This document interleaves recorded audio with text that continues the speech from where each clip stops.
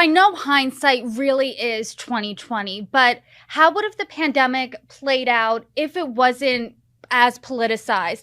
Do you think Trump would still be president? I know it's hard to predict, but what are your thoughts? I have no idea whether Trump would still be president.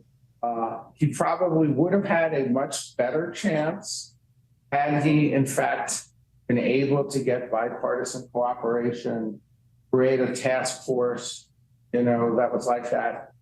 And I would have strongly recommended somebody from the military head it. The policy advisors would be on it, but not the final word. And look, some of the things that Trump did in terms of mobilizing resources and particularly getting behind, Operation Warp Speed were innovative. And without the vaccine coming when it did, I think there would have been far more deaths. But I don't think either administration lived up to the promise of, in a national emergency, put the partisanship aside, bring together a unity task force, work together, don't fight for political advantage over issues like a pandemic. It's wrong, it's inefficient, and in the end, both parties are losers when that happens. Going back to the poll, and this really touches on your point, is that 51% of people trust the government and 50% of people trust the media. What are your thoughts? Well, that's a high number for the media. I mean, the media didn't get a lot of trust. Look, I think that when you look at trust ratings generally, well-trusted institutions kind of start at a 60% rating and go up to an 80, 85% rating.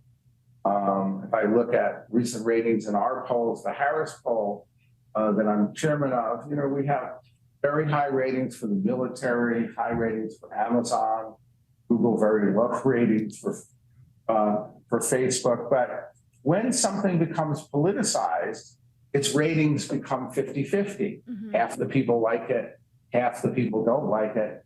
And then you get stuck in that mode. And when things rise above politics, then you could get 60, 70, 80, even I haven't seen 90 lately. When I worked with President Clinton, our presidential approval ratings went as high as 75 at that time. And each of the presidents lately have been so partisan that they haven't been able to achieve anything above 55 for more than a month or two. It may not come as a surprise that many people aren't very trustworthy of the government. So I'd love your take on the classified documents scandal brewing for President Biden right now.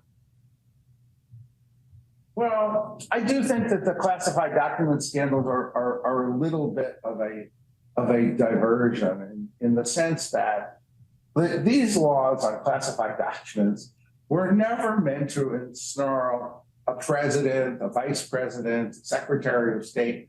They were really meant to catch spies and people who were selling secrets. And so the fact that we have all these independent counsels, Department of Justice, criminal investigations on all this, I think it's a diversion. I think that there are serious questions about Biden and the Biden family operation, as it relates to influence peddling and tax payments, whether Biden was or wasn't getting the money. But look, there are a lot of questions about where these documents were, how did they get there, who discovered them, really, when did they discover them? Are they being honest with the American people? Those are a lot of good questions. I don't think those should be big questions that our entire Department of Justice spends its time on. At the end of the day, classified documents are meant for the president and the vice president. That's who they're generated for. They are the decision makers of the country. So it's a little odd to really ensnarl them, in this way over this. Whereas there are meaningful questions. I think there were meaningful questions about Trump and what he did on January 6th. And I think there are meaningful questions about Biden and the operation with his son and brother. And I think the meaningful questions get pushed aside because it's just so much easier to focus on, classified documents. Ha, we got you. So do you think this is overblown? I do think that in the sense that that Attorney General Merrick Garland should never have done the raid on Trump, because then that forced him, when it turned out that Biden had documents, to criminalize the whole thing. It's not overblown in the sense that it is, for the first time, I think, the full media or full spectrum of the media is asking fair questions of the Biden administration, and they generally have given, a pass. Now, you would think that the tough questions would have been on inflation, crime, immigration, the price of gasoline, but the tough questions are about, who put these documents in a garage, right? Which is unlikely to affect the average person very much compared to the serious questions that the administration really generally didn't get many tough questions on. We do a lot of interviews. It was a lot to skate. So in an odd way, the benefit is that the press is waking up, realizing that they're getting a large lack of transparency, are beginning to ask real questions and beginning to function like a real press again.